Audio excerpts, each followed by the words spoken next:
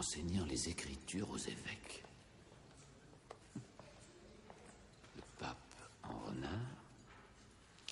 et Messire l'abbé en singe. Il avait un vrai don pour l'irrévérence et les images de comédie.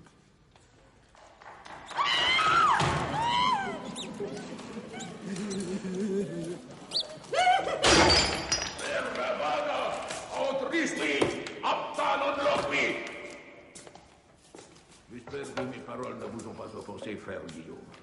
Mais j'ai entendu rire et j'ai rappelé un des principes de notre règle.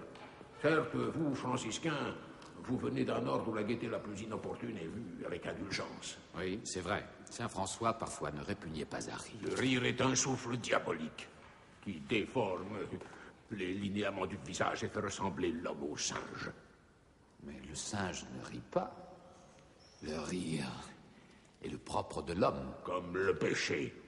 Le Christ n'a jamais ri. En sommes-nous si sûrs? Rien dans les Écritures n'établit que notre Seigneur ait ri. Rien dans les Écritures n'établit que notre Seigneur n'ait pas ri. On sait que les saints eux-mêmes usaient de la comédie pour ridiculiser les ennemis de la foi. Par exemple, quand les païens mirent Saint-Maur dans l'eau bouillante, celui-ci se plaignit que le bain était trop froid, le sultan y plongea les doigts et s'ébouillant à la main. Un saint immergé dans un bain bouillant n'a pas de ces puérilités ridicules. Il retient ses cris et souffre pour la vérité. Pourtant, Aristote a consacré son second tome de la poétique à la comédie, et il en fait un instrument de vérité. Vous avez lu cet ouvrage? Non, bien sûr que non. Ce manuscrit a été perdu il y a des siècles. Non, c'est une erreur. Il n'a jamais été écrit.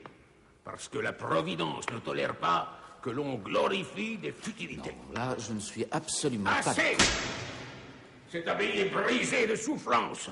Et vous voulez nous détourner de notre deuil par ce vain persiflage?